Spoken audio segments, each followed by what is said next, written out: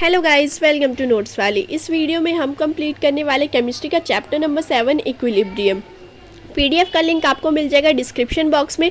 और अगर अभी तक आपने मेरे चैनल को सब्सक्राइब नहीं किया तो फटाफट सब्सक्राइब कर लीजिए और बेल आइकन हिट कर दीजिए ताकि आपको मिलते रहे मेरे लेटेस्ट वीडियो के नोटिफिकेशंस। वीडियो को आने में थोड़ी देर हो गई due to some technical issues, but अब ये वीडियो आ गया और आपको जल्दी से कंप्लीट करना है। तो ज़्यादा देरी ना करते हम अपना एक्सप्लेनेशन स्टार्ट करते हैं। सबसे पहले हम जानेंगे कि इक्विलिब्रियम क्या होता है। इक्विलिब्रियम एक ऐसी स्टेज होती है जहाँ पे ऑब्जर्वेबल प्रॉपर्टी जो होती है सिस्टम की, उसकी वैल्यू कांस्टेंट हो जाती है। दो टाइप्स के इक्विलिब्रियम होते हैं, स्टैटिक और डायनामिक। स्टैटिक के अंदर रिएक्शन स्टॉप कर जाते हैं और जो ऑब्जर्वेबल प्रॉपर्टी है उसकी वैल्यू कांस्टेंट हो जाती है। लेकिन जो डायनामिक इक्विलिब्रियम है उसके अंदर रिएक्शन जिस रेट से फॉरवर्ड प्रोसीड करता है उसी रेट से बैकवर्ड प्रोसीड करता है ताकि जो ऑब्जर्वेबल प्रॉपर्टी है उसकी वैल्यू कांस्टेंट रहे। डायनामिक इक्विलिब्रियम को हम एक एग्जांपल से समझ सकते हैं।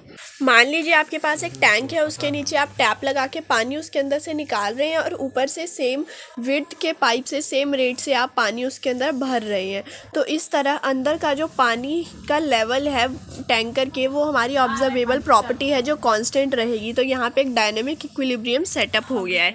इसके बाद हम देख रहे हैं इक्विलिब्रियम मिक्सचर। जब इक्विलिब्रियम कोई भी रिएक्शन अटेन कर लेता है तो उस टाइम पे रिएक्टेंट्स और प्रोडक्ट्स का जो मिक्सचर होता है उसे इक्विलिब्रियम मिक्सचर कहते हैं। और इक्विलिब्रियम मिक्सचर को हम 3 टाइप्स में डिवाइड कर सकते हैं। पहला होता है कि जिसके अंदर रिएक्शन है वो नियरली कंप्लीशन की तरफ जा चुका है और नेग्लिजिबल अमाउंट ऑफ रिएक्टेंट्स बचे हैं। सेकेंड, जिसके अंदर बहुत स्मॉल अमाउंट ऑफ प्रोडक्ट्स में कन्वर्ट हुए हैं रिएक्टेंट्स और रिएक्टेंट्स की अमाउंट बहुत ज़्यादा बची हुई है। एंड थर्ड वन, जिसके अंदर रिएक्टेंट और प्रोडक्ट्स दोनों की कंसंट्रेशन कंपेरेबल अमाउंट में है। इसके बाद हम पढ़ेंगे equilibrium in physical processes.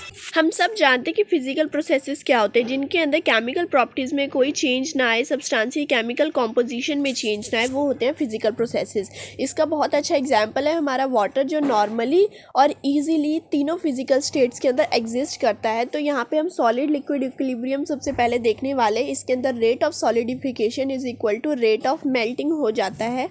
Next है हमारा लिक्विड वेपर इक्विलिब्रियम। इसके अंदर rate of condensation is equal to rate of evaporation हो जाता है। और इसी इक्विलिब्रियम स्टेज पर ही हम किसी भी गैस के लिए वेपर प्रेशर डिफाइन करते हैं और किसी भी लिक्विड के लिए उसका नॉर्मल बॉइलिंग पॉइंट डिफाइन करते हैं। और हम नॉर्मल बॉइलिंग पॉइंट जानते हैं कि वो एटमॉस्फेरिक प्रेशर और ऑल्टीट्यूड पर डिपेंड करता है। नेक्स्ट है हमारा सॉलिड वेपर इक्विलिब्रियम। ये जनरली सब्लिमेबल सब्सटेंसेस के बीच में सेटअप होता है। इसके बाद हम देखेंगे इक्विलिब्रियम इन्वॉल्विंग डिसोल्यूशन।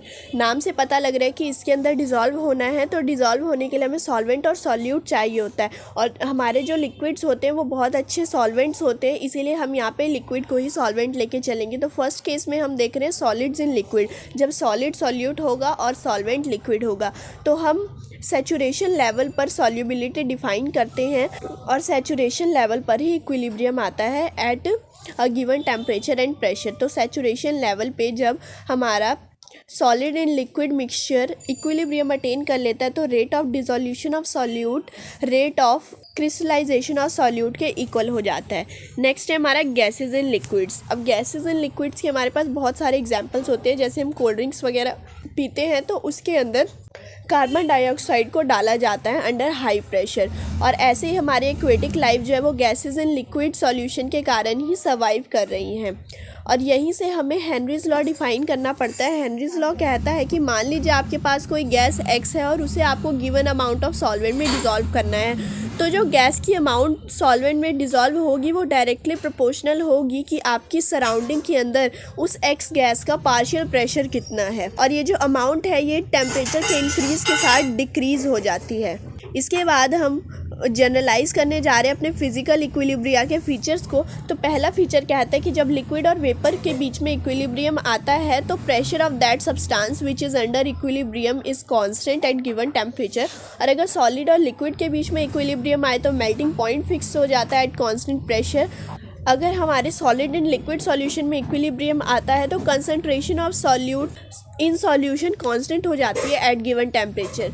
और अगर किसी हमने गैस को डिज़ोल्व किया है इन लिक्विड तो फिर the molar concentration of gas in aqueous form divided by the molar concentration of gas in its gaseous form is constant eight a given temperature. इसके बाद हम अब इक्विलिब्रियम की तरफ और बढ़ रहे हैं, जहाँ पे हम केमिकल प्रॉपर्टीज़ पे ध्यान देंगे। तो सबसे पहले हम यहाँ पे लॉ ऑफ केमिकल इक्विलिब्रियम और इक्विलिब्रियम कांस्टेंट डिफाइन करते हैं।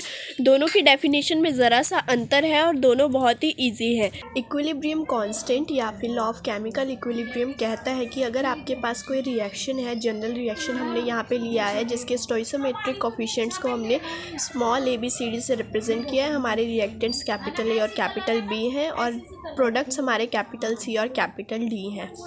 अगर हम इन सब रिएक्टेंट्स और प्रोडक्ट्स की मोलर कंसंट्रेशन लें और प्रोडक्ट्स को हम न्यूमरेटर में रखें, रिएक्टेंट्स को डिनोमिनेटर में इन देयर मोलर कंसंट्रेशन और उनकी raise to power their stoichiometric coefficients लिखे, तो फिर हमें मिल जाता है अपना इक्विलिब्रियम कांस्टेंट, जिसे हम Kc से रिप्रेजेंट करते हैं और इसे हम इक्विलिब्रियम इक्वेशन या लॉ ऑफ मास एक्शन भी बोलते हैं।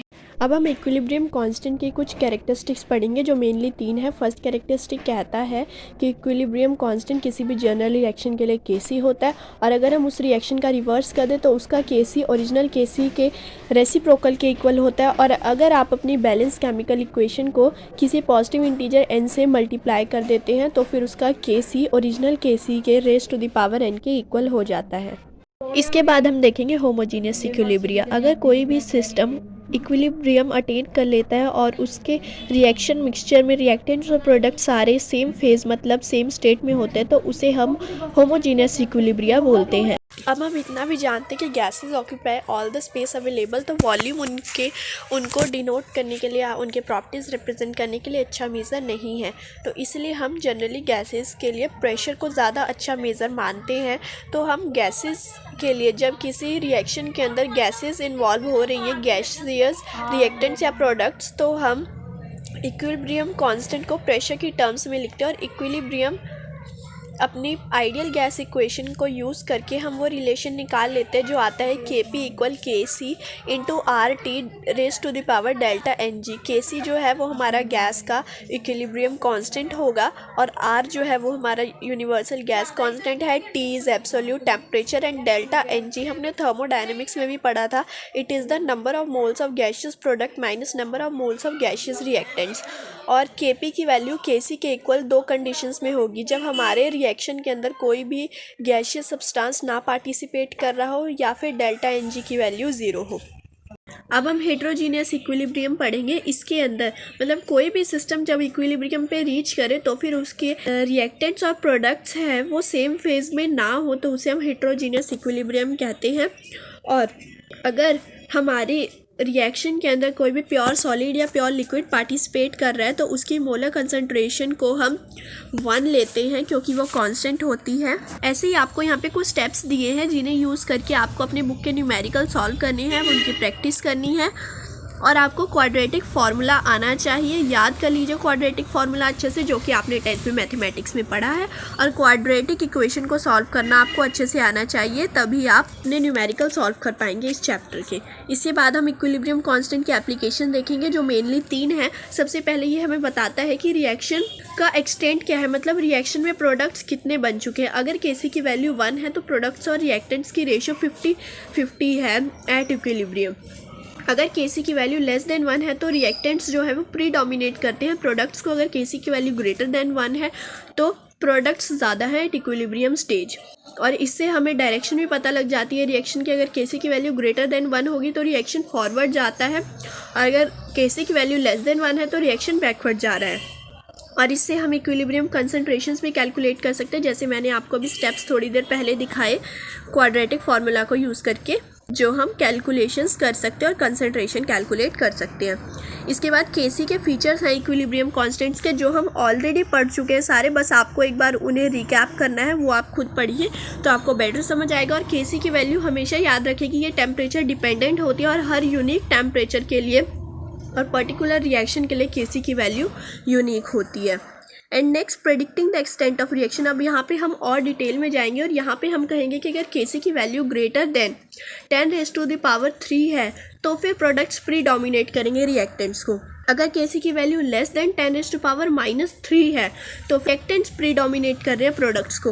और अगर Kc की वैल्यू 10⁻³ से 10⁻³ के बीच में है तो रिएक्टेंट्स और प्रोडक्ट्स दोनों एप्रिशिएबल अमाउंट्स में प्रेजेंट हैं इन द रिएक्शन मिक्सचर।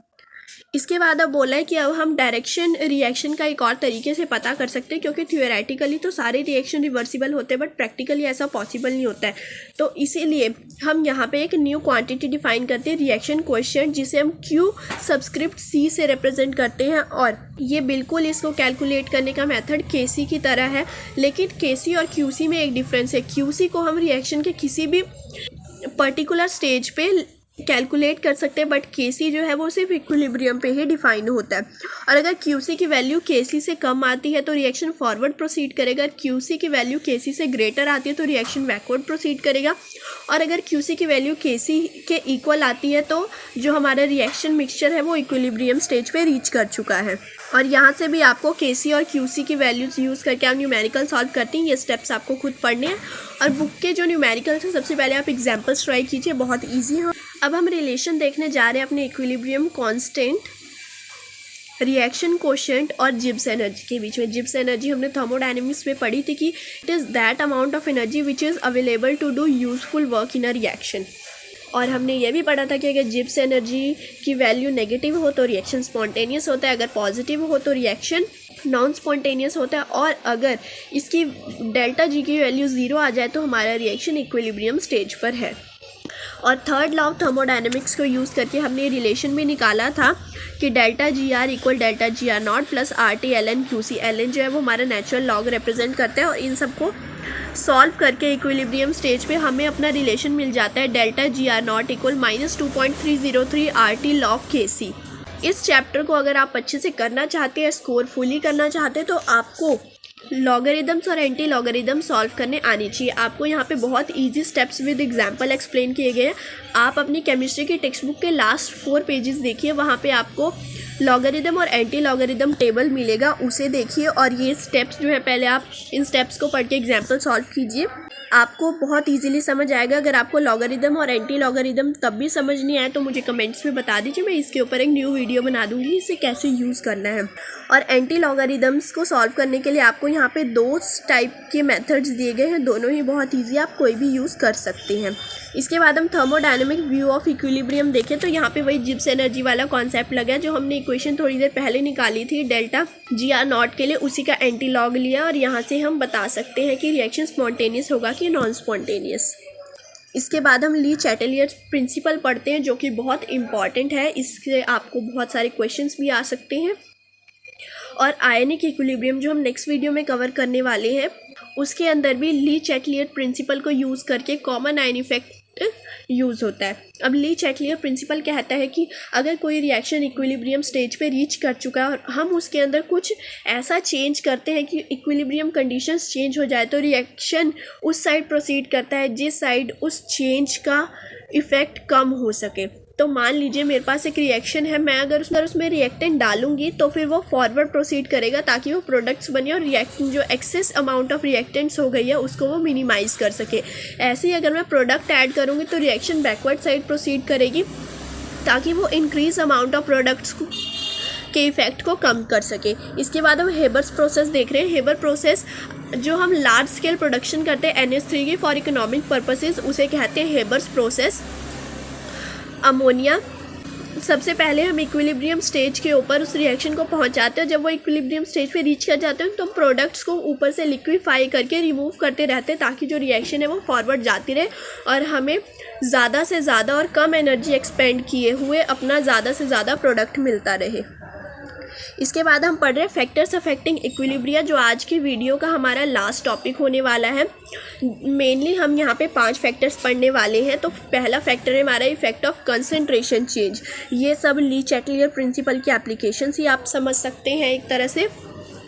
तो अगर हम कोई भी रिएक्टेंट ऐड करते हैं तो रिएक्शन फॉरवर्ड जाएगा, रिएक्टेंट रिमूव कर देते हैं मतलब एक्सट्रैक्ट कर लेते हैं तो रिएक्शन बैकवर्ड जाएगा। अगर प्रोडक्ट ऐड करते हैं तो रिएक्शन बैकवर्ड आएगा, अगर प्रोडक्ट रिमूव करते हैं एक्सट्रैक्ट करते हैं तो रिएक्शन फॉरवर्ड जाएगा। नेक्स्ट है इफेक्ट ऑफ प्रेशर। अगर आपके पास कोई ऐसा रिएक्शन है जिसके अंदर सारे रिएक्टेंट्स और प्रोडक्ट सॉलिड या लिक्विड स्टेट में है तो प्रेशर का कोई इफेक्ट नहीं होगा। लेकिन अगर आपके रिएक्टेंट्स और प्रोडक्ट्स गैसियस स्टेट में हैं तो फिर प्रेशर इंक्रीज़ करने के बाद रिएक्शन उस डायरेक्शन में जाएगा जहाँ नंबर ऑफ मोल्स कम है। And next is effect of temperature. जो इफेक्ट ऑफ टेम्परेचर को पढ़ने के लिए आपको 2 स्टेटमेंट्स याद रखनी है। पहली तो endothermic reaction are favoured by increase in temperature and next is exothermic reaction are favoured by decrease in temperature. अगर आपका कोई रिएक्शन है वो एंडोथर्मिक है तो टेम्परेचर इंक्रीज के साथ वो फॉरवर्ड जाएगा, लेकिन अगर आपका एक्सोथर्मिक रिएक्शन है तो वो टेम्परेचर के इंक्रीज के साथ बैकवर्ड जाएगा। फिर नेक्स्ट है इफेक्ट ऑफ कैटलिस्ट। कैटलिस्ट हम जानते हैं कि ऐसे सब्सटेंस होते हैं जो हमारे रिएक्शन को स्पीड अप करते हैं और उनकी अपनी इंटरनल कंपोजिशन में कोई चेंज नहीं आता है।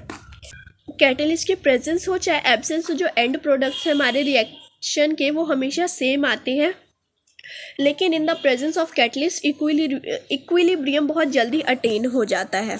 नेक्स्ट है हमारा इनर्ट या फिर नोबल गैस एडिशन का इफेक्ट। अगर हम at constant volume inert gas add करते हैं, इनर्ट गैस मतलब नोबल गैस होती है, अगर हम कांस्टेंट वॉल्यूम पे नोबल गैस ऐड करते हैं किसी रिएक्शन मिक्सचर में तो कोई इफेक्ट नहीं आता इक्विलिब्रियम में, लेकिन अगर हम कांस्टेंट प्रेशर के ऊपर ऐड करें तो रिएक्शन उस डायरेक्शन में जाएगा जहाँ नंबर ऑफ मोल्स ज़्यादा हैं।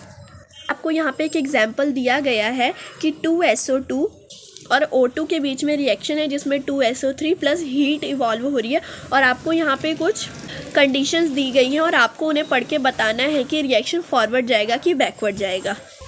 तो गाइज़ इस वीडियो में इतना ही। नेक्स्ट वीडियो में जल्दी आपके लिए लेकर आऊँगी और उसमें हम मिलेंगे आयनिक इक्विलिब्रियम एक्सप्लेनेशन के साथ, जो कि होने वाली है बहुत ही शॉर्ट और बहुत ही ईजी। तब तक के लिए जुड़े रहिए हमारे साथ। Thanks for watching. Bye bye.